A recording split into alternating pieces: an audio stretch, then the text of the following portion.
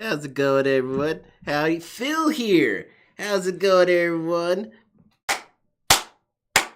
Really excited to play MTG Arena. Now, I've been excited for this forever. I've been talking about it forever, been a big fan forever. I am a former professional Magic the Gathering player. I play professionally in the sense that I attended tournaments. Now, it's been with me for a long time. I grew up with Magic the Gathering. I've been playing it since I was a kid and going around to tournaments and placing in a lot of places. I got a lot of high rankings. I made it all the way to Evo. And I got fourth place at Evo, which was the top American player for Evo in Magic the Gathering that year. And basically, I'm pretty good at it. I'm an expert. I know the strategies. I know it works, and we're gonna. I've been playing the Magic the Gathering games since they came out. I even played the old PC game for Magic. So I've been a big fan of Magic for years. Well, we've been waiting for MTG Arena to come out. We haven't had a Magic the Gathering game in forever, and Cockatrice is illegal, and you can't use it. No. Oh, that's the mothership. Hold on one sec.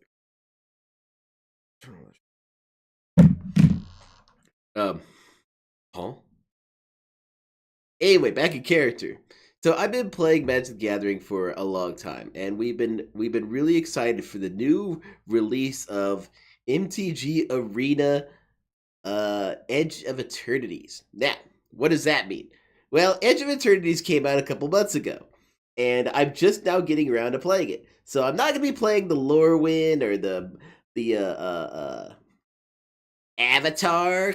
I'm not gonna play the Avatar packs. I'm gonna go back to Edge of Eternities. Now, I got a couple of packs because like the money's rolling in and it'll roll in forever because I am a former professional who does this now for a living. But we're gonna go ahead and open these packs, even though we're not gonna use them because we're gonna do we're gonna be doing just what? Huh? We're gonna be doing just Edge of Eternities. Let's go ahead and get those packs. Like, look at this. Look at Avatar. They put Avatar in this game. Avatar is a fucking kid's show. It's for idiots. I didn't watch Avatar. I was too busy watching manly things, okay? Because I'm a man. Like Terminator and Predator and Aliens. So I wasn't watching, like, cutesy crap. And they were, like, trying to be anime, but they couldn't be anime. Like, way to go at failing, idiots. And through the Omen Pass, I forgot this set even came out. No, that's actually out of character. That's true. I forgot this shit even came out. Anyway, Edge of Eternities, though. That's going to be the science fiction. Now, I'm a huge fan of sci-fi. We're going to have a little bit of Len crossover here. I'm a huge fan of sci-fi, so I'm excited to see what they did with it. I didn't look up any of the spoilers because I don't actually care about this thing that I pretend like I care a lot about. But trust me, I'm super informed. Now, Final Fantasy is stupid, all right? It was actually going to be the reveal of Project 7. Was that the worst game in human history was Final Fantasy 7. Like, that's a defensible position. Hi, Lynn. I time magic. Okay, I enjoy this game. Well, thank you very much, Jade. I, too, think that the game's competitive element blends well with the ease of use of the interface. And we got Tarkir Dragonstorm, a complete. See, I'm a bit of like a boomer, and that's because these new kids have lost their way. In my day, we had Khans of Tarkir, and it was way better than this stupid shit. This shit sucks. It's not memorable, but Khans of Tarkir is. Aetherdrift, fucking moronic. A lot of these are going to be my actual opinions, so it's going to be fun putting them through the DSP filter. Fucking moronic. They took the idea of a meme and turned it into an entire set built around a meme. What a waste of time. Pioneer Masters? Oh yeah, they do have that. And Foundations. Foundations was pretty hype. They had some cool cards.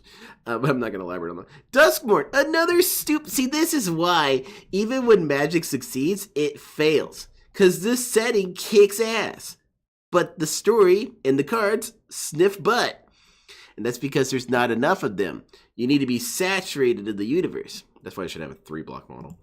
Same thing with Blue Bro. Now, it was a little fucking stupid to be playing as animals. That's fucking retarded. And also, it's extremely homoerotic. Somehow. Like, how could you... Okay, for real, how could you call this gay? Because it's animals. What are you, gay for animals? What the hell's wrong with you? Ooh, it's time for dogs. Anyway, Modern Horizon rules. Another one built around a meme. All right, I'm going to be real here for a second. The reason why this set sucks so badly, I'm going to deviate. I'm going to say my real opinion, is that this is a fantastic universe that could exist. A Cowboy World rules. It's dripping with potential. And the problem is that because Magic the Gathering has become so lame, so weak, so Marvel, no one actually dies. Back in the day, Magic used to be pretty brutal. Like, people get taken out and shit.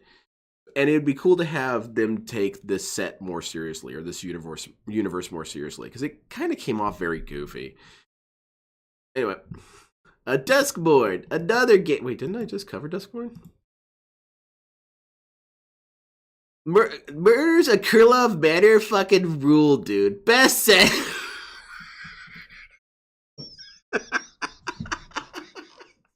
I can't even say that with a straight face.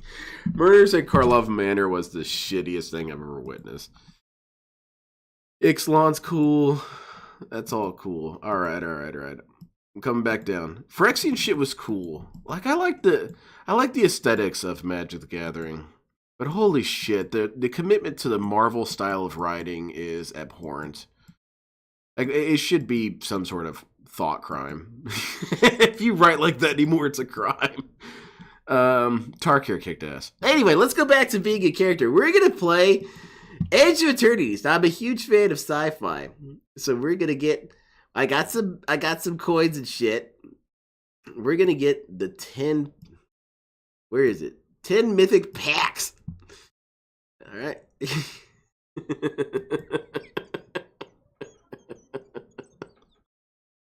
Talking like Phil is kind of fun sometimes. Fucking packs. All right. So let's see here. We can get some Void with Thieves. I'm just planning on emptying out the wallet because I'll just play with this shit. I'll play with jank ass decks. I don't give a damn. This game sucks. But I love playing card games, even though this game sucks. So I do kind of sound like Phil, huh? Because the complaint that he always had about meta, I'm going to be real, I had the same complaint. I had the exact same complaint because it's about Magic the Gathering. The meta is disgusting for Magic. Anyway, alright, so we're going to go ahead and open our packs. We got a golden pack. Alright, Jade, chill out. Well, this is old Phil, not contemporary Phil. Jade's not even in the picture. Bitter Blue Bear. Now, people on the forums were saying that this was really good. Now, let's see its stats. It costs 2 blacks. It's already pretty expensive. Flash and Flying. When have you ever needed Flash? Flash isn't even that useful. At the beginning of your upkeep, you lose 1 life and create a 1/1 blue fairy creature token. Oh yeah, I want to really attack people with fairies. That's going to be skipped. We got, wait, what the hell? Oh, it's a different sets. Okay. We've got the Otters. Oh, yeah, I'm going to use a bunch of animals because I'm a real furry. DSP the furry. I'm not a furry. Adept Water Shaper. Merfolk Cleric. Other tapped creatures you control have in distress. See, now that's pretty good. I would run 4 of them. Phenomenon Recorder. This artifact issues with 3 film counters. Remove a film counter from this artifact. Copy target activated or triggered ability you control. That's hardly useful.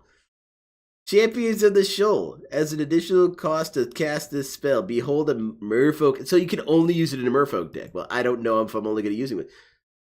And a ninja, not worth discussing. Alright, holy shit. Okay, we got a bunch of cards. God, this would be exhausting watching him do all this shit. DSP opening Magic the Gathering packs would be an absolute nightmare. Because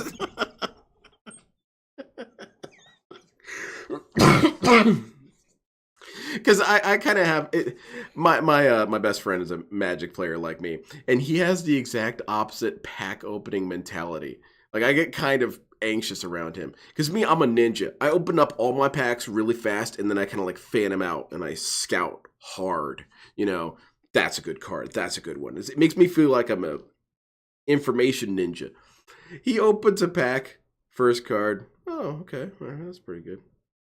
Flips over. Second card. Oh, yeah, that's pretty good. Oh, okay. That's pretty nice. Third card. Like, bro, hurry up! Come on now. I want to see what mythic you pulled, you know? What the hell is all this? Well, the comments will get their chance, you know? So, yeah, I kind of imagine DSP operated under a similar principle. He would, okay, Kavarian Skywarden. Okay, 4, 1 red. Okay. Cavu Soldier. I kind of want to block off the rest of the screen. You can only see this card. Void. At the beginning of your end step, if a non-land permanent left the battlefield this turn, or a spell was warped this turn, put a +1/+1 counter on this creature. Huh. Well, Void, I'm not sure how that could work. See, okay, so here, you want to know the truth? It's a mixed bag. It's a mixed bag. You could be good to have Void. It could be bad to have Void. You kind of have to make that judgment call when you're building your deck. Like, do I want Void? Do I not want Void? Why am I toxic? Do you notice that Cyrex went mainstream? Oh, God. Okay, pause. What happened? What the hell did he do now? Tell me he didn't bite a child or something. Tell me he didn't... Boulder's not investigating him as some sort of vampire, right?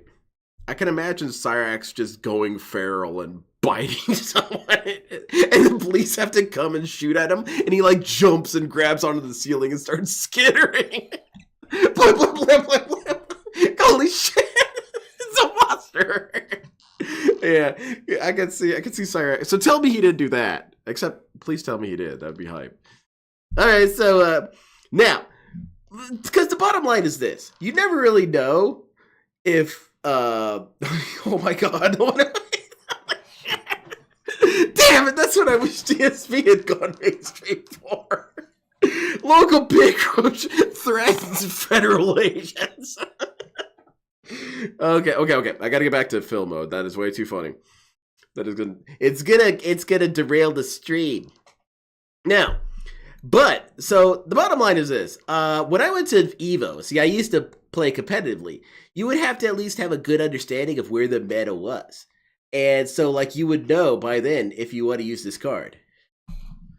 Oh, God. Him explaining things is retarded. It really is the dumbest person trying to impress you. The dumbest person on the planet trying to impress you.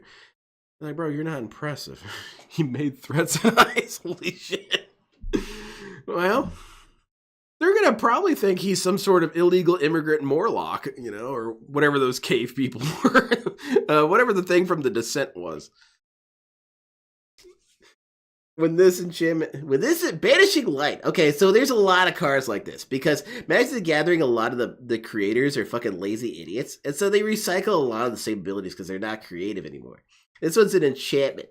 When it enters, you exile a target non-land permanent an opponent controls until its enchantment leaves the battlefield.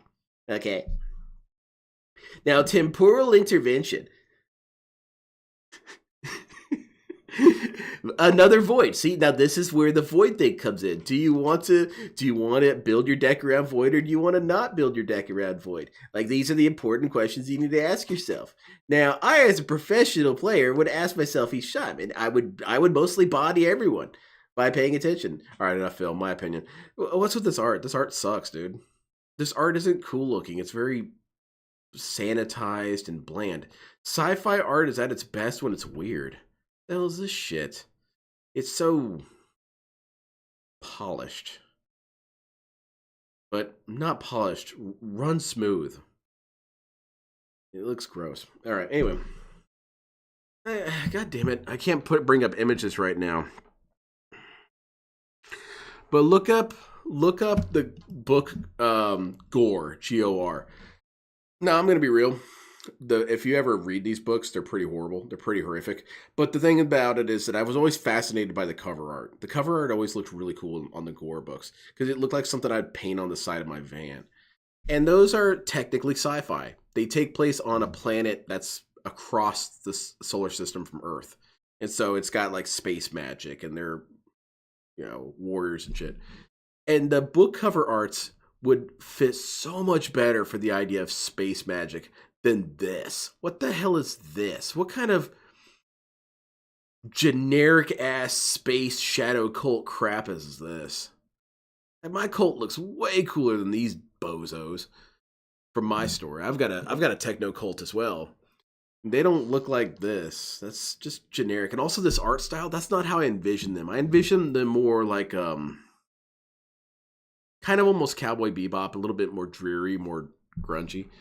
Okay, anyway, I probably should get back. I got a lot of opinions about Magic the Gathering. A lot of opinions about art. Okay, so Terminal Velocity. You put an artifact or creature card from your hand onto the battlefield. That permanent gains haste. When this permanent leaves the battlefield, it deals damage equal to its mana value to each creature. At the beginning of your end step, sacrifice this creature. I always felt like these strategies were stupid as an actual Magic the Gathering player. It's like, why would you just operate that brazenly? But then I guess it works. Red can be pretty ninja colored as well. All right, let's go over to Baldur's Gate. Okay, now we got a goblin. Dragon barbarian. We got a snake adventure. Got a destroy card. Okay, we got two of these dudes. Gets -11, -11. It would be pretty good though. I should run 4 of them. You find some prisoners. Oh, those are the Dungeon Dragons. That shit's so stupid. And Bone Color Cleric. Now let's see what we got.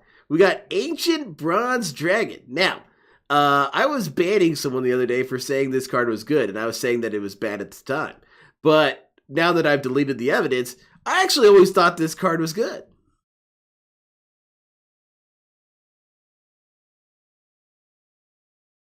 I gotta say, Lynn, you're inventive for doing the stream. Roundabout way to cruise time on Saturday. Well, thank you very much. Yeah, I like the idea that it's a tragedy that DSP didn't play some of the games that I personally love to death. So I could never have those experiences, which it sounds kind of melodramatic, but it's true. I would have loved to see this dude play my favorite games. He would fail in the best ways. So I like doing the role play to get as close as I can. Just do a DSP impression throughout, and it's often pretty close. And have you guys noticed that we haven't had any gameplay at all? This whole stream, we've just been digging around opening packs. So I'm pretty accurate with my impression here. All right, so what do we got here? We have a Copper Longlegs. Now, this is a Phyrexian spider. And I'm also having fun because I can blend some of my opinions in with Phil. Just kind of be annoying. Now, Phyrexians are really cool. They're like a machine race. And that's always been pretty cool to have like machines that become sentient. And the thing is that people are uncreative. They always go, what if it was a Terminator? You know? It's like, well, it's always the same story. But what if instead of becoming the Terminator, they just kind of become confused monsters? That's why I like them. They're cool. Now, we got Forge Hammer Centurion. Another Phyrexian. Whenever another creature artifact you control is put in a graveyard from this battlefield, put an oil counter on this creature. Whenever this creature attacks, you may remove 2 oil counters from it. When you do, target creature can't block. Huh. I have no idea what that means. Gulping Scrap Trap. When this creature enters or dies, proliferate. Now, proliferate means add a +1/+1 counter or whatever type of counter that exists right now. See, when I used to go to Evo, I have to take these things into account. I'm such a loser. Oh, such a loser. Toxic! When this creature enters, you may search your library for a basic land card, reveal it, and then shuffle and put that card on. I like that. That's I always like solid strats like that. It's such a piece of shit card. Siddleback Battle Chair. This is what Jade should use. Actually, yeah, that's what Jade should roll around in. That would be hype. You just got Jade clawing his way into the chamber. Hit time. And when he's like getting pumped because DSP is doing good in Street Fighter, like he's thrashing around with his robot legs. Getting hyped. Anyway, now this would be good for Jade. For Meriden, I've always been curious about playing that. I'm gonna try it for the first time. All right, let's kind of turbo through at least some of this. I don't think I'm gonna do this skit on a couple of these packs. Now, we got the Bring the Ending. This is a Firex card. It's got my boy Jace in it. Jace is cool. Jace is an honest character. No, he's not. But he is the coolest. Suck it, nerds. Counter target spell lessens controller pace 2. What I like is I like maxing. I like characters that kind of max. And he is Jace's mind mage maxing. Like, he's drifting through realms of thought getting his information, man. This dude's on top of shit. This dude makes Dumbledore look like a complete bum. He makes a lot of famous wizards look like complete bums. And so that's why Jace is the man. Now, obviously, the new ninja dude is rocking super hard because Jace is kind of pieced out of the story. Counter that spell if its controller has 3 or more poison counters. So if you wanted to run a poison deck, it'd be really good. But you have to make that decision. Exile target creature if its mana value 3 or less. Whatever the fuck that means. Complete Devotion. Target creature you control gets +2/+2 until end of turn. If that creature has Toxic, draw a card. Huh. No idea what that means. This creature enters with 2 oil counters on it. This creature gets +1/+1 for each oil counter on it. Whenever another creature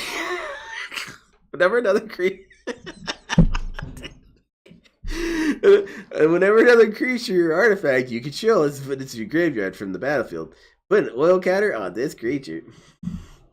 Some garbage is made to lure weak-willed, easily addicted retards into wasting money. They're just like WWE Champions and other predatory mobile games. The thing about it is, I would love to make an open source card game. I would like to be like, all right, well, here's how the rules work. Here's how all this works. You guys can make whatever cards you want.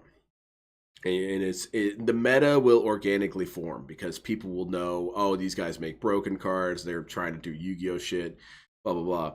But then also, you could have like some degree of policing. Like if it has like a inverse stock market, if a card is pissing off too many people, it does get banned. Now, something like that would be kind of cool. What deck would I... And you could run any kind of deck if you just have like a format of what works or whatever, what's acceptable. Like I would run the DSP deck. Just be like, you fool, you activated my trap card. Pre-stream. What's that do? Pre-stream mills you for 13 cards. It's just mind destruction spells. A lot of counters, like, now hold on a second. Now, lead in manual ban is a counter spell. Like, I activate my counter spell. Lead in manual ban. So that would be hype, man. And so you could have infinite kind of cards like that. A target creature from a graveyard into battlefield under your control. Proliferate. That's a cool ass art. Let's see what we got. Is Zuri Stalker of Spheres? When Zuri enters, you may pay 3. If you do, proliferate twice. Whenever you proliferate, draw a card. I like that. That's a cool ability. Blue-green is fun. Let's crack open all these real fast. Skip to the end. I'm not... You ain't gonna make me feel better about my experience doing all the wavy shit, man. It still costs money and it's still stupid. Don't try and glam it up, man.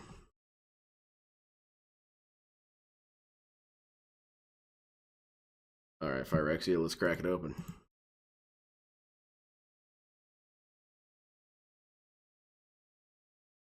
Dude, I love this card so much. This card's dope. One of my commander decks is a green and white token deck, and that's probably one of the times where I min-max, you know, just for that one. And it's about summoning a shit ton of dudes. And it's dope as hell. I got tons of little alt arts and stuff in there. It's sweet. A Thrill of Possibility. So in this one, Leanna's becoming some sort of cyborg woman. As an additional cost to cast a spell, discard a card, draw 2 cards. General accelerate kind of stuff. Like, I know about this because I played at EVO. Destroy target artifact, enchantment, or creature with flight. If that permanent's value was 3 or less, proliferate. Okay, it's kind of situational, like, do I want to proliferate or not? Annihilating Glare. It's an additional cost to cast the spell. Pay 4 or sacrifice an artifact or creature. Destroy a creature or planeswalker. Magnetic Sphincter. Sprinter. Sphincter. Okay, now, when this creature enters, put 2 oil counters on target artifact creature you control. At the beginning of your end step, return this creature to its owner's hand unless you remove 2 oil counters from it. Vivisurgence Insight. Now, I can pronounce that because I'm a valedictorian. Draw 3 cards. Proliferate. Hazardous Blast. Hazardous Blast deals 1 damage to each creature your opponents control. Creatures your opponents control can't block this turn. Can't block! Return target permanent card from your graveyard to your hand. Proliferate. I always like abilities like that.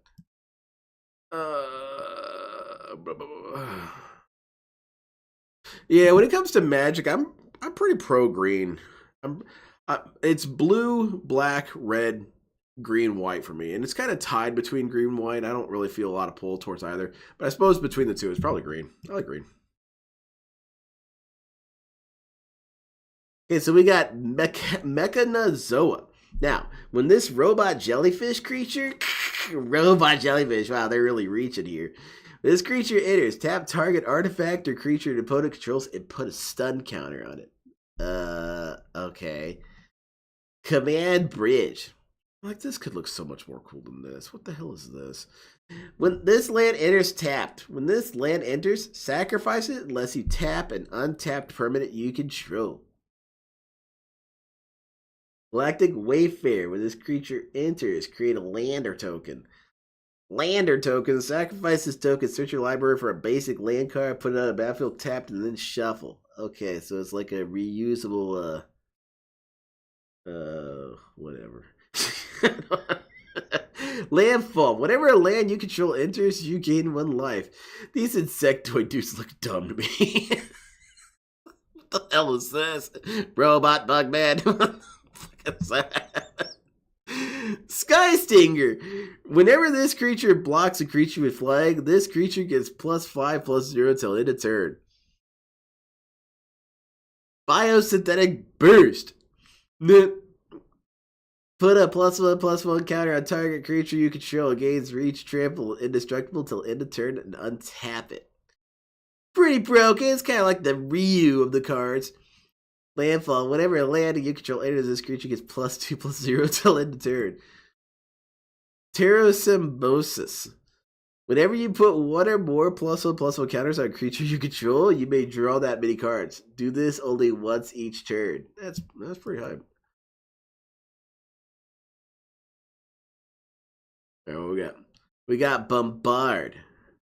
And Grav Pack Monolith. Oh, God. When this creature dies, create a tapped, colorless robot artifact creature token. Oh, boy. Thawbringer. When this creature enters or dies, surveil 1. Oh, that's kind of cool. I can kind of get behind that one. At least aesthetically. Peregrine Beckoner. When this creature enters until end of turn, another target creature you control gets +2/+0. And gains when this creature dies, turn the battlefield tapped under its owner's control. Okay, it's kind of situational. And we got Uthros Exile. Flying. Whenever an artifact you control enters, put a +1/+1 counter on target creature. And then we got Elegy Acolyte. Whenever 1 or more creatures you control deal combat damage to a player, you draw a card and lose 1 life. At the beginning of your end step, if a non-land permanent left the battlefield this turn, or a spell has warped this turn, create a 2/2 colorless robot artifact creature token. Okay. Oh, let's open them all. Let's just crack them. Alright, let's see what we got. Holy shit, that is elaborate. Oh man, I gotta go all the way back. Damn. We're just gonna go from the uncommons up. Tapestry Warden. A vigilance of each creature you control. Okay, it's but then. Utter Nightcap. This is the art that I think looks so dumb. I don't know. It's just not. It doesn't have the aesthetic that I think would look cool for white. I think Space Cowboy out in the middle of the desert would look cooler for white. Not Space Knights. I don't know. I'm not a big knight dude. Maybe that's part of it. Tractor Beam. Like a tractor beam? Pulsar Squadron Ace. Look at the top 5. So this is for spacecraft. I do want to try the spacecraft at some point. Litho Breaking. Create a lander token. Then you may sacrifice an artifact. When you do, Litho Breaking deals 2 damage to each creature. think I'm going to make a space deck and then just always build off of it. Surveil X, where X is the number of artifacts you control. Then draw 3 cards. Now that's some good art. That's cool. I like that one. Target creature gets -2/-2 until end of turn. This creature gets -10/-10 until end of turn. Said if a non-land permanent left the battlefield this turn or spell was warped. So you can do it with ninja shit. Sacrifice another creature. That's that dude again. Okay, so let's look at this. We got Sammy Wildcat Captain. Hubba hubba. Double strike vigilance. Hey baby, spells you cast have affinity for artifacts. That's right. If I'm gonna be vintage Phil, I have to come on to fictional women. I have to sexually harass characters. Okay. Can I sexually harass this one? Again, Windswept Bastion. I can't, I don't know. This land enters tap. Station. I do want to try the stations at some point. So we got Weft Walking. This enchantment enters. If you cast it, shuffle your hand to your graveyard into your library and then draw 7 cards. For a spell each player casts during each of their turns may be cast without paying its mana cost. That's pretty hype. Uthros, Titanic God Core. Planet, add blue. Huh? For each artifact you control. We got Plaza Heroes. I'm not reading all that. Okay. We got Tanuk, Steadfast Second. Kavu Pilot. Other creatures you control have haste. Artifact cards and red creature cards in your hand have warp. Whatever. Okay. The insta. Whenever you play a card to cast a spell, draw a card. Beginning of your instep, your life total becomes half your starting life total rounded up. So it's an accelerant. Okay. Cosmo Grand Zenith. Whenever you cast your second spell each turn, choose 1. Create 2 tokens. Put a ++1 on each of everything. Or Roboroid. Plantworm. At the beginning of combat on your turn, put X +1/+1 counters on each creature you control, where X is this creature's power. And Susuri Secundi Void Altar. Sounds good. Sounds impressive. Is that it? Oh, I got one more? Oh, okay. We got Devastating Onslaught. Create X tokens that are copies of target artifact or creature you control. Those tokens gain haste until end of turn. Sacrifice them at the beginning of your next end step. Alright. I guess I should build a deck real quick. I don't know. This might be the shittiest thing you guys ever witnessed. Because I'm thinking of select the format. It doesn't matter, man. It doesn't matter. Standard, I guess. Search. How do I do my filters? Fuck, man. I forget all this shit. Yeah, I only want Edge of Eternities. Just give me that shit. We're gonna build a deck around these dudes. Alright, so let's see here. I'm gonna do the stupid bug dudes. Those dudes look like they suck. Alright. This guy, whatever. This go in there. Yep. But they're all in there. Yep, this goofball. I'm actually just building randomized decks. Just want to see what I pull. I want to play this Yu-Gi-Oh style. I'm going to top deck what I need every time. That looks good. We definitely need that new card. It seems like a powerful card, Kaiba. I think I'm done with the DSP impression. I think I just want to play this game. So I'm gonna play. Let's go to Room of Doom. Alright, cool. Alright. Cause I have a bad relationship with Magic the Gathering. I still love it. It's like an abusive relationship. And except that that's not like that at all, but you get what I'm trying to say. Is that it's a damn good system of gameplay. And the gameplay is addictive and fun and all this and that. But the universe sucks, the writing sucks, the point sucks. Everything kind of sucks here in Magic the Gathering now. And it's a huge disappointment. Because it had all this potential. But I think it collapsed under spreadsheets. Because it became more about the profit. And the thing about it is that profit does kind of derail art, because eventually you're going to have to realize that there's certain niches that are simply the most popular. And those are going to be the ones that get bought, and that is going to be the one that circulates money. And oftentimes that involves stepping down in art. And I feel like that's what's happened here. Magic the Gathering stepped down in their art. And it's because people like Marvel, people like schlock. They like the same old shit they've seen a million times. They're not interested in new ideas. They're not interested in new perspectives. Just give me Marvel in space, thank you. And because of how fast people's attention spans are, you've got these sets that have immense levels of potential in terms of creative development, and they speed through them. Because what made Innistrad cool was that you had across 3 sets time to build up this atmosphere, this presence of the world. You know, it's vampires, there's ghosts, there's werewolves. It feels very real. You could live in this world. Well, then they started going down to 2. And the problem with the 2 is that it started collapsing the story too much. And the thing is that a lot of these stories were not too good. A handful of them were. The Return to Innistrad was good. Zendikar was terrible. Zendikar was embarrassing. Let me look at something real quick. Let me look at something. I want to Scryfall. I want to be more accurate in my hating.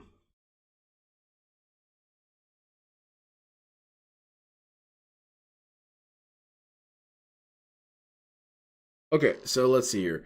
Dragons of Tarkir was amazing, god tier set, and that was the set. It was a 3-block set, so you had time to explore the universe, and it was about these 5 warrior clans, and they were taken on things like Shaolin monks. You had Mongolians, you had Siberians, kind of Inuit people.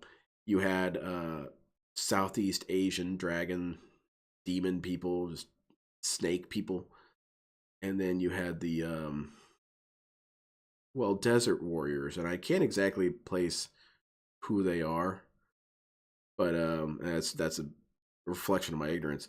But yeah, they took themselves seriously. The portrayals were pretty serious. The kung fu masters, you would think it'd be kind of dorky, but it really wasn't. It took itself seriously. Battle of Zendikar, bad idea. That's when they started doing the Marvel shit. That's when the Marvel shit started kicking in. We're gonna form a Justice League of Planeswalkers, and like, oh goodness gracious, oh no. And at first I was down for it because I thought that we could be creative with it, but I didn't realize it was just Marvel. Kaladesh was pretty interesting. I feel like we could have been there a little bit longer, but it was all right. Amonkhet kicked ass. I thought Amonkhet ruled. Ixalan also ruled because I liked the setting, and I felt like I had plenty of time to get some good ass dinosaur shit and all this and that. I didn't even mind that there were pirates. I hate pirates. I think pirates are one of the lamest character archetypes in the universe. And the set also had like conquistadors, which I think they're terrible people too. And but because you had Incans and Aztecs and dinosaurs, that shit ruled. You know, that was pretty hype. Jungle warriors like that. Dominaria I didn't enjoy, but I think it was because it was a very nostalgic set for older people who've been here longer. I heard they liked it. Guilds of Ravnica Allegiance, and War of the Spark. I absolutely love those. I think that was kind of one of the last good things they did. And wouldn't you know, it's because it's a 3-block model. 3 blocks. That was a good number. You should have stuck with it. And the reason why they changed that, why they went away from the block model, is because of the dark side fills of the world. Those dudes ruin everything. Total fills. They started complaining that we were on these worlds for too long and that they wanted a new world. I want a new world. I want a new world. I want a new world. And that just screams of childish impatience to me, because no, these dudes did a good job in fleshing out all these worlds through 3 sets. It works beautifully. Just chill your ass out and enjoy the ride, man. But that's not who they listen to. They listen to them. And so it started shortening to 2. And so this is when it was still doing all right, especially because you just had this 3-block model. Well, at this point, they shifted hard to 1 block. And that's why War of the Spark is kind of like one of the few last good points in all of Magic. It was the last good story arc, I would say. And then you had Ikora. You had and here's where it started really being shitty. Is you went to the one block model and you had Throne of Eldraine. And Throne of Eldraine was this um it was like Shrek. You had fantasy stories, you know, Red Robin Hood and stuff like that. And it was used as a narrative vehicle. Like they reinterpreted some elements of it. And I thought that was cool. Um You liked Ether Drift? Dude, I what? You're messing with me. That's not true. That was terrible. Throne of Eldraine was Throne of Eldraine was something like fantasy stories like that. It was pretty cool. I thought it was an interesting premise. I thought it was fun to, and that was also one of the last times that Magic took itself seriously because it started getting dorky as hell after this. Throne of Eldraine was cool. It was like, well, the grim stories are terrifying. You know, you do have witches that eat people and stuff. So Theros Beyond Death was a rough one because this kind of showed why it is that even return sets start sucking. Because it's such a small return to the wonderful universe of Theros. I thought Theros has a lot of potential. You know, recontextualizing Greek myth rules. Um, Ikora was cool. Ikora was a cool ass idea. It was kaiju themed. You had all these mutants and monsters, and they'd build up real big, and you had the last remaining humans. I thought that one was cool, and weirdly enough, I think that was one of the few times that it worked as a one block model because it did end pretty well. It had a nice ending to it, all within one, and also because of the fact that there's only really so much you can do with the idea. I felt like that was probably a good idea to just end it at one. Zendikar Rising sucked. Utterly forgettable. Zendikar sucks. I think that most things associated with Zendikar are ass, with the weird exception of the Eldrazi themselves. Everything else about Zendikar is lame. I don't care for it. Kaldheim was an interesting one because I don't really much care for Vikings. But this set did a pretty cool job of making them look cool that I was honestly kind of digging it. And then because it was so short, and this is where one of the main problems started showing up with the newer Magic sets, is that Kaldheim had 10 factions, one for each color pairing. You know, blue, red, green, etc., etc. But they were factions in the sense that, you know, you could categorize them as such. The problem with it though is that by having 10 factions in one set, you see almost nothing of these factions.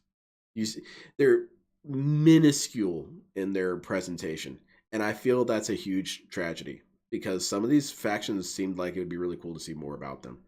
Meanwhile, because you have to have room for 10 of them, it looks like crap. You should focus on a smaller number of factions if you're going to do one set. But Strixhaven kind of did that. Strixhaven was a little bit of a riding the ship. And Strixhaven went back to a 5 block model. And this one, or a 5 faction model, and this one took place in a magic school. It was kind of like their take on Hogwarts, but it really had nothing at all to do with Harry Potter. All it was just like, okay, well, what if there was a different type of magical school? And it was good. I thought that was a cool one as well, because it was more focused. The factions felt more distinct, you know. And so, Adventures in the Forgotten Realms, I dismissed because I'm not a big fan of Dungeons and Dragons. I just grabbed the ones that seemed good and threw them in my deck. Innistrad, Midnight Hunt, and Crimson Vow. Here's the thing: what it did was it kind of succeeded, even though it failed. Innistrad, those two ones. Why I say it failed is because the story wasn't that compelling. It wasn't that interesting. But what made Innistrad still a success, what is that it was cool to see these old factions again and give them plenty of cards. It was cool seeing a bunch of new werewolves. It was cool seeing a bunch of new ghosts. That was dope. But the story, couldn't repeat it. I couldn't tell you what the story was. Kamigawa Neon Dynasty is, in my opinion, the last great Magic set. And that's because it did what I've always wanted. Is I didn't get a chance to be there when Kamigawa was released. So I didn't get the chance to get stoked by ninjas every set. And people have been asking for years to go back to Kamigawa. And Mark Rosewater's kind of like Darkseid Phil in that he's a stubborn, obnoxious idiot. And he said, no, we're not going back there. The numbers were too bad. They were bad. But I don't want to go back there. I don't want to go back there. Well, they finally did go back, and they went with Kamigawa. And the thing that they did was it was a humongous gamble. And that was they went into the sci-fi with it. Because I would have been content with the old, ancient Japan aesthetic, because you're still going to get ninjas. And so with the temptation to go techno, my fear was that it was just going to be cyberpunk. It was going to be that kind of shit. But no, it was badass. The characters looked cool. Everything was cool. A fantastic, successful landing. And it bums me out because Kamigawa shows that ability that these guys have, is that they are phenomenal artists, but they're held back by spreadsheets, by, well, what gets the most amount of money? Speed, speed, speed, speed. We gotta get through these stories. We gotta, and simplicity, simplicity. What's that? Wacky cars? Do that one. Stuff like that. It's like, no, no, no, no. You were supposed to take your time. And Streets of New Capenna, the next set, is why that's why that sucked so bad. Streets of New Capenna had a fantastic concept, and that was, it was 1920s, 1940s, that kind of zone, and it was industrial America kind of stuff. Like, you had the union dock workers, you had the lawyers, the businessmen, and stuff like that. You had the aristocrats, the political aristocrats from back then. It was cool. It was a fantastic universe. I thought it was a masterpiece. And here's the thing: is that it sucked. The gameplay was so bad, and the story was so, in my opinion, not particularly interesting. I didn't find it that interesting. I got the whole story. It was like, oh yeah, that's kind of a cool idea. But then I wasn't that interested. I was more in love with the universe. I was in love with watching this rhino loading a Tommy gun. That looked dope, man. And so again, we failed because we didn't give ourselves enough time to gestate as a product. And then Dominaria United, I had no feelings for. Same thing with kind of Brothers War. I felt like those were very vintage. I will say the Brothers War set made me want to go back and read Brothers War, because I didn't realize they had this much mecha. That shit's rocking. Magic mecha, hell yeah. Phyrexia All Will Be One. I was pretty stoked. This is when I was brokenhearted the most, though.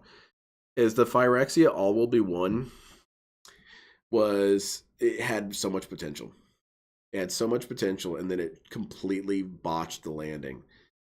And that was at the end of all of this giant interplanetary war. Interplanetary war. All these dudes got attacked instantaneously across a dozen fronts. That's an insane story. And it was cool seeing characters from Kamigawa fight the monsters that the characters from Eldraine are fighting at the same time, while the Aztecs are fighting them with their dinosaurs, and the pirates are shooting at them and stuff. Like, that was hype. That was the dopest shit I'd seen in the longest time for Magic. Like, that's how you do an actual shared universe kind of thing, man. Do something like that. And the ending was botched because the ending was basically everything was fine. We won. None of our guys died. Okay, maybe a couple. A couple people got sacrificed here and there, but they sacrificed whatever. It's like, nah, no one actually died. And I thought, what a horrible failure of an ending. No, you need to make shit have consequences. You should have the death toll should have been at least 4 or 5. And because it was straight up 0, it sucked. And it felt like such a build up for nothing. Yeah, and we're all fine. And they talk about how, well, the invasion affects them sort of in these ways. I'm like, not really. And you know it doesn't. Wilds of Eldraine was a cool idea, rushed and conceptual and lost in conception. Lost Caverns of Ixalan, also kind of rushed conception. I liked the idea of the demon bat coming back. I thought that was dope. Didn't have enough time with it. Murders in Karlov Manor is the first straight up turd that we got. Murders at Karlov Manor sucks fat monkey shit. Because that one, it was built on a meme. That's it. The entire thing is built on a meme of, what if we did like a Scooby-Doo set, a mystery solving set? That sucks. The sucky idea. You suck for that idea. You stupid loser. And so, because of that, and then also the other thing they've ruined here is that by putting it on top of Ravnica, which is their best series, their best area, you put it over Ravnica, which has these 10 incredibly well fleshed out guilds. They did the correct strategy of building them up over time. and then you used that backdrop for your Scooby Doo shit. It was cool seeing the characters again, but I didn't give two shits about the story. And the gameplay mechanics were built around clue searching and shit. I'm like, I'm not about that. It'd been cool if it was some sort of like gritty crime noir. Instead, it's Sherlock Holmes with Scooby Doo behind him. That's dumb, man. No, I want a techno noir. You know what? Here's how you could have done Murders at Karloff Manor better.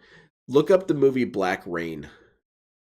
That's a techno noir movie, a detective movie. These dudes go over and they do some detective work in Japan, and because their criminals are doing stuff with the yakuza, and it's it's the same thing. It's solving a mystery, getting to the bottom of something, but it's cool and it's spicy looking. The big score in Outlaws of Thunder Junction. I had my opinions on these already. But Outlaws of Thunder Junction sucks because it's such a wasted concept. Uh, Cowboy shit is cool. I love cowboy shit. And one of the cool things that Magic the Gathering has that most other fantasy worlds don't have is that it has a complete divorce from Earth. Earth in no way affects anything in this. And so with Outlaws of Thunder Junction, you don't have to follow history. You don't have to follow the Western expanse from America. You don't have to follow the Australian one or whatever. You can make up your own world of a Western. You can make up your own setting. And that's one of the coolest things this universe or this series has. So they pissed it down their leg, the Outlaws of Thunder Junction. They made it all about the memes of cowboys, like tying ladies to the tracks and stuff like that. It's like, nah, come on, man. I'm not trying to do no Snidely Whiplash shit here, you know.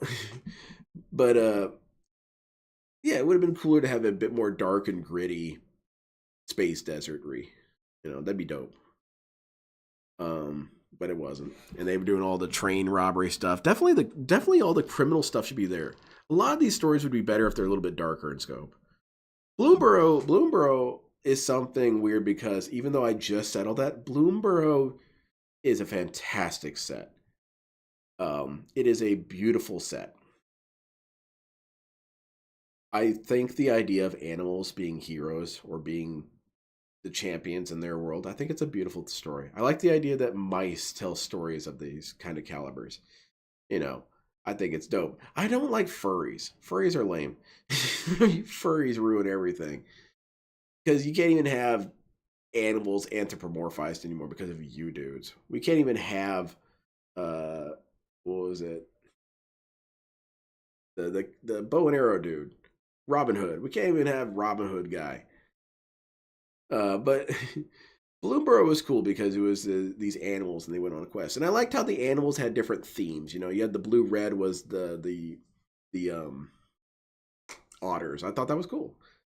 The thing that had the problem with it though is the same thing where you didn't have enough time, didn't have enough space to let the factions show. I think that set would have worked so much better as a 2 block model. Have the allied color faction be on the first set, and then let the enemy colored faction be on the second set. There you go. You've got room for a grand total of 10 factions. But we're not in 2. We're in 1. So I felt like it suffered for that.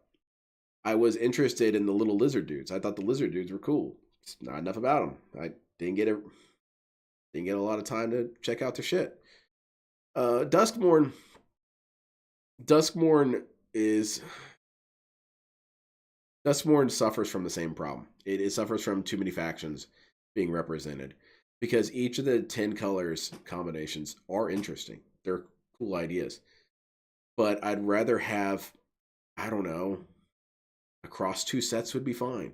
A bunch of allies and a bunch of enemies. There's nothing wrong with having a nice formula like that. But apparently they can't do it. It's the data doesn't support it. The spreadsheets don't support it. Ether Drift built on a meme is wacky races driving around. I feel like the tragedy in Ether Drift is again it suffers from the 10 faction problem. Some of those factions were kind of cool. Again, Red Black looked interesting to me. I like Red Black. I've always been anxious to build my own that I really love, and those dudes were cool. You had them Mad Max guys. Those guys were hype. Didn't get enough of them. Tarkir Dragonstorm kind of showed again that if you go back to a legacy set, previous 3-1, it can still feel like such a lame experience. Because Dragonstorm tried to cheat its way out and tried to be like, well, they integrate back in and they get their wedges back. No, you should have just stuck with that. You should have just stuck with the new universe. But they didn't. Final Fantasy, I don't like Final Fantasy, so I didn't have any interest in it. Edge of Eternities was the last brokenheartedness that I had about it.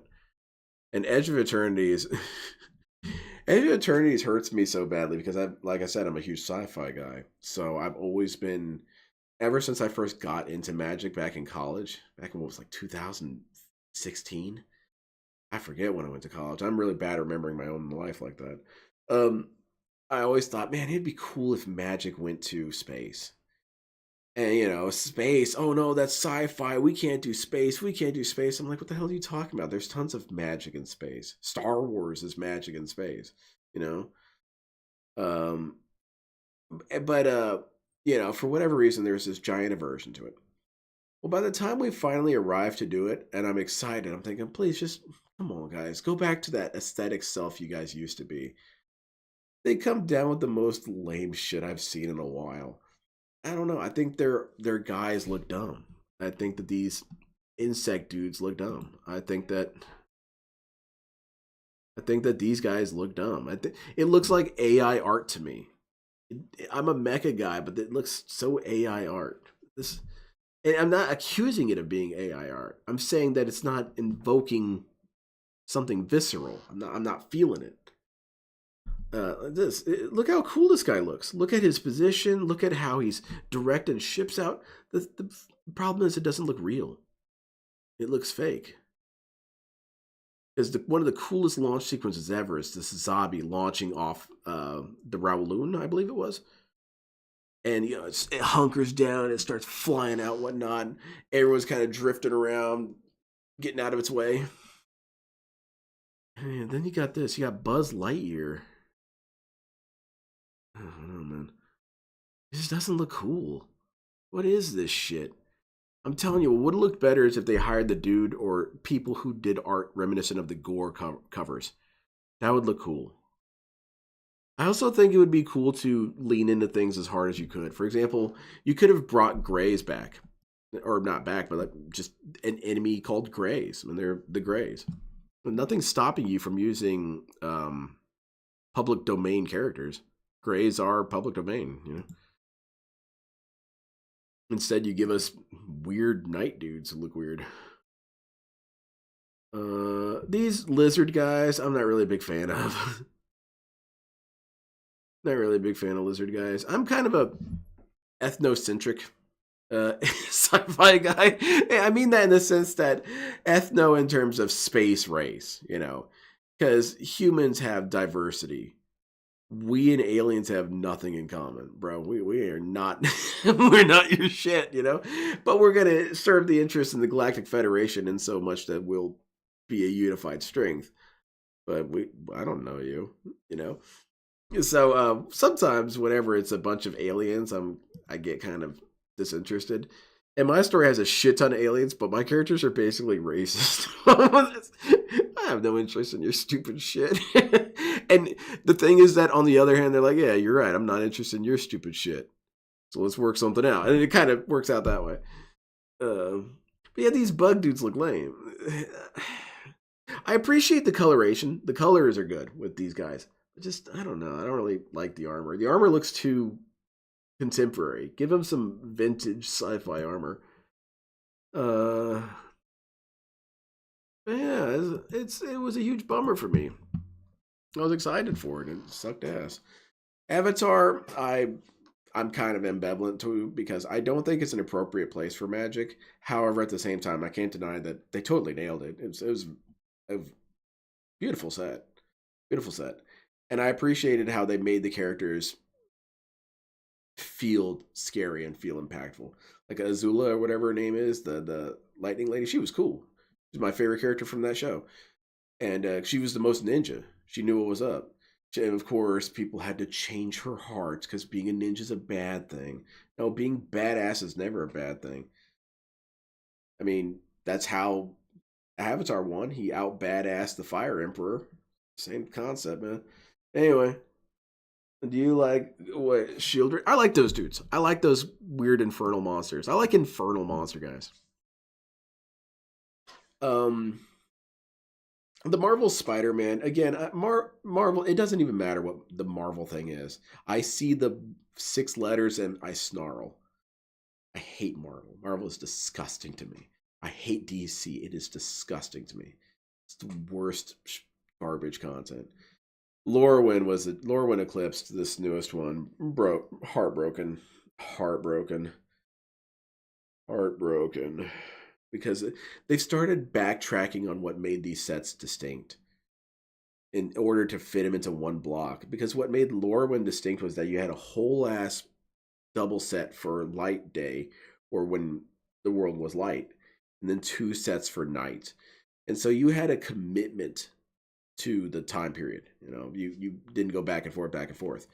Your sets were night and day. Well, in the Lorwyn Eclipse, they can't do that because it's only one set. They can't have that sort of dedication. So they have it so that now it's just perpetual eclipsing. It's just the lights spinning around so fast, everything's fine. I'm thinking, that sucks, man. That sucks. The Ninja Turtle set looks good to me. I think it's cool. I think it does a good job of addressing the nostalgia.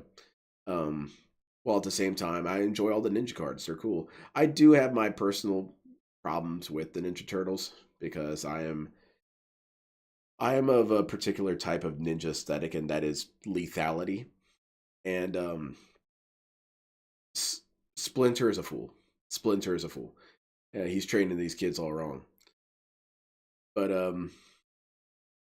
because these dudes would be efficient killers, and you could take out some pretty evil people with these dudes.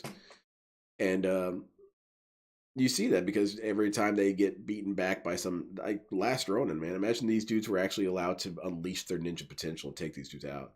Instead, what happened is Splinter held them back in a lot of ways. But yeah, I think that Ninja Turtles doesn't deliver on a lot of ninja stuff. I think Michelangelo is kind of an abomination unto God. I think that Michelangelo is one of the most aggressively un-ninja characters. I guess orange is a non-ninja color because you got Naruto and you got Michelangelo. But here's the thing: Michelangelo became a ninja in Last Ronin. He locked that shit in, and it was because of trauma, and that sucks. But still, his goofiness would not be acceptable. He'd be like, man, save that for when you're very drunk and we're not at battle. Do not do that shit here. Donatello's all right. I kind of wish Donatello was more like tech savvy, but also lethal. Like he would give them dart guns and shit to take people out silently. He'd get them suppressed pistols and shit. I think that'd be hype. Have him be more of the tactical end of things. But I also like that he also has some dorkiness to him. I think he has a charming amount of dorkiness to him. At least the older ones. The newest ones, they turn him into a full blown Urkel. But Leonardo sucks. Leonardo's a loser. Leonardo's not even a ninja. He's a samurai. He has samurai mentality. His mentality is samurai. He's a Bushido. Yeah, no, I'm a Shinobido guy. Thank you. And so he's all like, we have to fight for, or no, it's very white mana. we can't kill people. We have to be better than that. We have to be like, bro, sometimes these dudes gotta go down, Or he always moralizes on everything. And it's not the ninja code is get the mission done. But then at the same time, you kind of have to have a materialistic understanding of what the mission is. I.e., you can't be running drugs and shit because that does damage your community. But instead, you do assassinations, you do reconnaissance. But yeah, Ninja Turtles kind of fails with Leonardo there. Leonardo is a manifestation of Splinter's will, and for that reason, it's kind of rough because Splinter himself sucks. And it's not to say that Shredder's right, because Shredder does the opposite. Shredder does things that were against the ninja code. Because the ninja code was don't draw attention to yourself. What draws attention like crime and drugs all over the area? Attention. So they wouldn't do that. They didn't do, a lot of ninja stories have the ninjas, and that's why it is. So you have them fight the samurai. The ninjas are drug dealers. They run brothels and stuff like that. They do thefts and stuff. They did not do that shit. We don't need cops sniffing around and finding my badass ninja lair, you know. And so the Shredder is not a proper ninja, because a proper ninja would understand that. And even if you did something like small amounts of crime, you would know to have immense amount of restraint. You would know not to want to call attention to yourself as best you can. Like if you want to steal a couple items every time you do a mission to help fund us, okay. But but yeah. So Shredder is an abomination to ninjas as well. Um, but Raphael is weird because Raphael is simultaneously the correct way to do ninja and the wrong way to do ninja. He is the correct way to do ninja in the sense that he is direct action. He is immediate attack. The thing is that he does have no patience, and that's the problem. And I feel like the story would do well to show him when he actually has moments of patience, how incredibly lethal he can be. Because he's going for the throat most of the time. Now I don't think he's actually going to kill him. I think he's just going to beat the shit out of him while stabbing him a couple times. But they hold Raphael back a lot. But also, if he was to, I kind of want them to all meet in the middle. Meet in the middle here. Be like, no, you guys need to have his level of intensity in these fights. You don't need to be doing all the nunchucking and dorking. No. We need to be taking these dudes down. And Leonardo, if a couple of them drop along the way, you're just going to have to come to terms with it, man. You know? And I think that would have been a better way to sell it, because they turned into Teenage Mutant Hero Turtles. They're hardly ninjas. They just look like them. But they're Super Sentai, man. You know? And that's kind of why I have that. But then there's no denying that Ninja Turtles do have kind of a cool aesthetic to them. They're kind of cool. Their monsters they fight are dumb. They've got one of the shittiest rogues galleries. These dudes all look like dorks. But I think the first movie kind of mentioned that bit, where they had the henchman who was the karate guy, and he mentions that Shredder is dishonoring the ninja doing petty crimes, and he gives some excuse. Yeah, exactly. You wouldn't want to do that.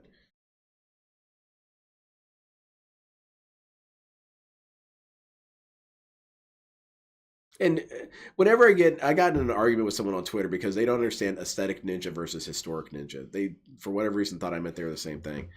And I was saying like ninjas kill, that's what they do.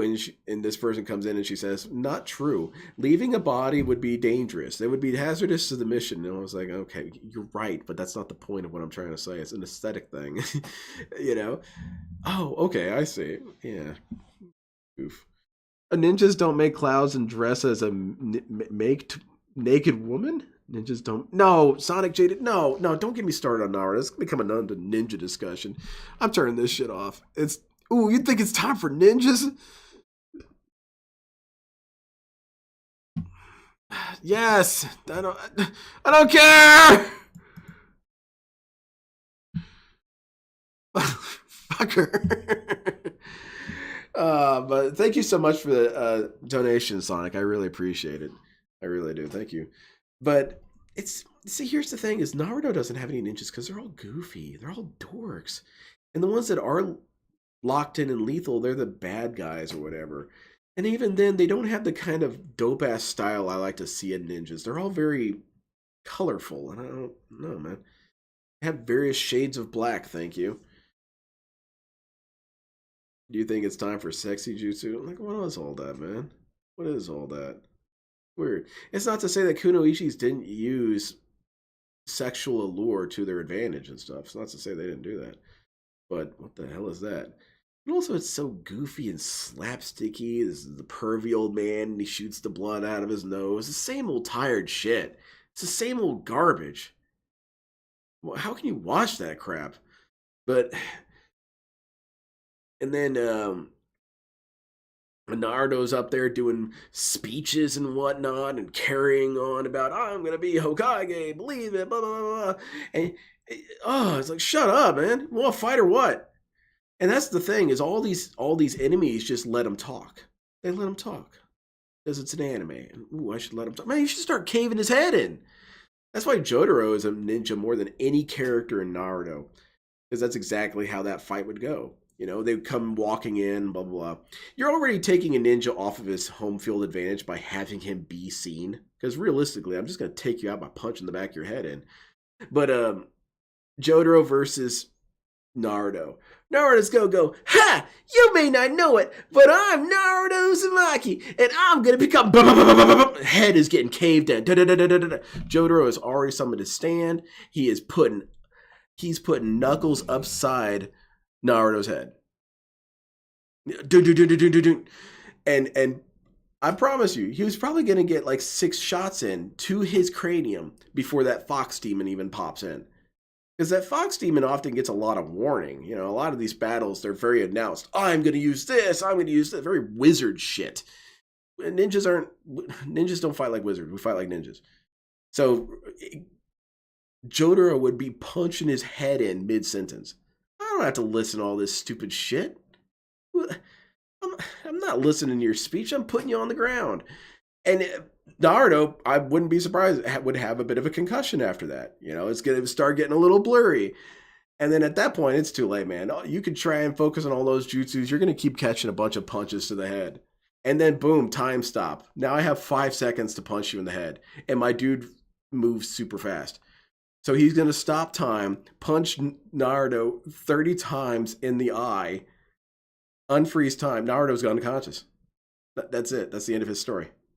Boom. Because that's how a ninja fights. Ninja's on you. He's attacking you. He's not doing all this waiting, all these moves, all that. No. It's time to die, you know?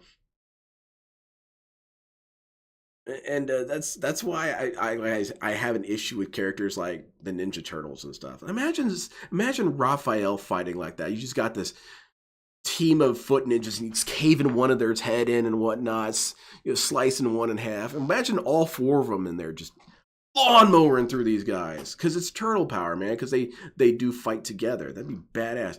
And Michelangelo, he uses a Kasuragama. He uses one of those. That's better than nunchucks. Nunchucks are dorky.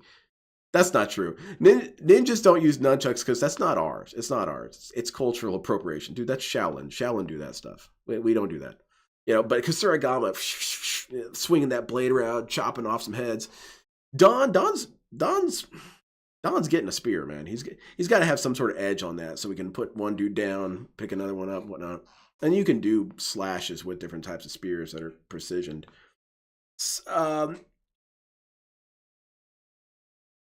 Honestly, I would have Leo and Rai trade a weapon. Each of them should have a sword and each should have a sai. That's a pretty good setup. So I think they would coordinate well with that. The only other thing I could think of is maybe give Raphael a Tonfa and sai, so that he can do some defensive shit with it. Mikey's original weapon was going to be that short sickle on a chain. Yeah, the Kasuragama. That's my favorite weapon. All right, Rox ninja them. Rox as a ninja would be kind of wild because, yeah, he would be these crawling along on the walls and stuff and jump down and swing these blades around and shit. Yeah, and then going back to Naruto, what's Naruto about all them? What do they do that's so ninja? And I think the clearest indication of you've got a control group. You actually have a study within Naruto. And that is, look at Kakashi and then look at Rikamaru. Rikamaru came first. He was in Tenchu. Gray hair, black face mask, kind of a special eye. Very, very cold, very quiet, kind of distant. And always lethal. Always lethal and always serious. He was ready at all times. Except for when he wasn't. And he would be, after the battle was over, you would see him ease his shoulders, you know. But he was cool. And then you look at his duplicate, his weird bio-mutant clone. It's a failed memory clone of him. And that's Kakashi. Kakashi is retarded. It was a scientific failure. We should have flushed his ass. But he's goofy, he's slapsticky, he reads porn books, oh my god, it's my friend Mike guy. Let's do weird dances together because that's what we do. Rikamaru stands next to Bruce Lee, We're both just gonna be like, hell yeah, man. We're cool as hell together. Imagine Rikamaru and Bruce Lee doing that. It looks stupid, doesn't it? So why do you do it with your characters? Why do you make them all clown mode all the time? What? That's buffoonery. You don't take yourself seriously, idiot. Comedy could come in little things in those packages. What the hell is that? Um, and Kakashi has this powerful eye, and oh my god, he's so cool. He's got like lightning powers and stuff. Rikamaru had powers. They weren't just so elaborate, and also he wasn't a goofball. If Rikamaru had accesses to those powers, he would be far lethal, more lethal than Kakashi. Uh, and I don't know. I can't get behind that series. Whenever I hear people using the kid's speech, whenever I see whenever I see people doing apologetics for uh, Naruto, I'm always blown away by how you could even do something like that. Your series has zero respect for itself. It's complete dog shit. It's not cool, and your protagonist sucks. Not only does your protagonist suck, but your coolest character, Kakashi, everyone says Kakashi is the coolest character, etc., etc. Well, Kakashi is a loser. He's a bum. Not Rikamaru wouldn't be caught dead doing dorky dances with Bruce Lee. But and so for that reason, Naruto doesn't take itself seriously. All that jutsu shit. The jutsu shit is stupid as hell. You do 50,000 hand signs and then you shoot out a fireball. The way it worked in Ninja is exactly in like it shows in Ninja Kamui. That's why I think Ninja Kamui is a masterpiece of an anime, because it was the first time in a long time that ninjas were treated pretty seriously. And it's one hand sign. The move kills everyone in the room. That's how it's supposed to work. Because the reason why you do it on a narrative level is that you do one hand sign, you get one badass mega move. That way, at the end battle, when you're fighting the rival ninja or the anti ninja or whatever loser happens to be on the business end of your ass kicking, you start throwing them out. You start using multiple hand signals at once. And you, the viewer, will see that intensity and think, oh shit, something super deadly is about to come. And sure enough, like, we got planet blasting beams and shit, insane shit. You know, summoning 50 duplicates who all have grenade launchers and stuff. It's instantaneous death. And that's how ninjas fight. Is ninjas fight, as soon as I get that opening, I'm gonna do my super in your face and you're gonna die. And the same thing with Jotaro. That's how it'd be. He'd be like on his ass, on his ass, on his ass, and then he uses his ninja magic, Star Platinum the world, freezes time, caves your head in. Yeah, that's how ninja fights. That's why DSP losing to supers is always the best feeling. You ever notice that? You ever notice that whenever DSP loses to a super is infinitely more satisfying? Because that's ninja magic. Finish him off with the blast. This Gandalf throwing off blast like crazy. No, you get in there, do your work, finish him off with the blast. Ah, dead. Orochimaru was based on a character from Tenchu. I forget his name. It was Kigasame or something. I don't know, but yeah, he had a similar element to him. Mikey. Oh, all right. I don't like Goku. I don't like anything about Dragon Ball Z. Dragon Ball Z sucks. DSP is secretly a ninja, uses boring no juice. DSP as a ninja would be pretty wild though. What if you had an ability? What if there was a ninja ability? Or will you just do hand sign? Because you only need it once, because you only got one dude to do it on. You do it once. Guy, huh? What? Have I always had this pistol? Huh? Let me look down. Is that how you load it? I think I've cocked it. And then it's like, holy shit, what the fuck just happened? That guy killed himself. He used the art of DSPification field. He turned one person into DSP, and obviously, with DSPs around any sort of sharp or lethal object, of course he's gonna go for it. And so, or you could use it or you could use it long range. You knock one in, and then boom, pilot up there on that ship. Huh? What the fuck? Dude, it's dropping my inputs. Huh? What? And then kaboom. Just dead.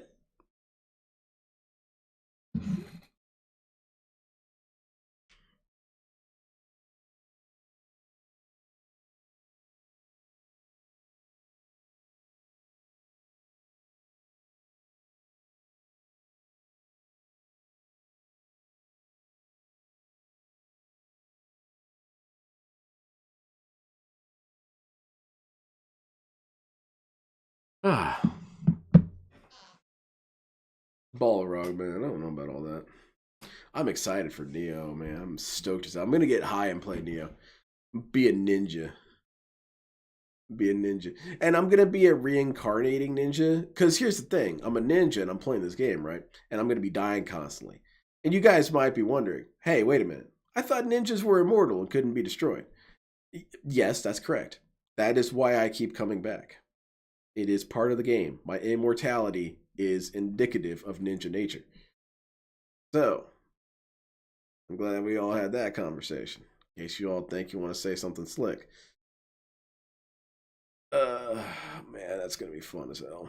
I'm stoked. I'm taking off the whole week to play. That's gonna be great. I'm gonna try and beat it.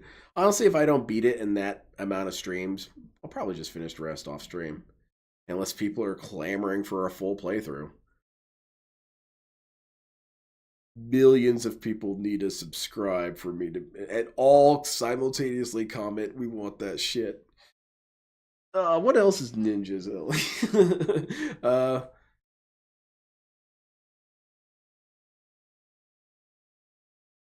I can grant you the budget of an old Scooby Doo episode, Zambi.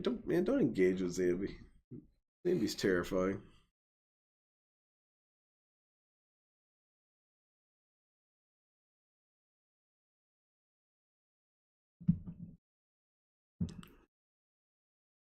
Holy carp. What? Alright, well, what am I doing then? I'm just kind of sitting here. I guess I'll head out. I like talking about ninjas. It's the coolest.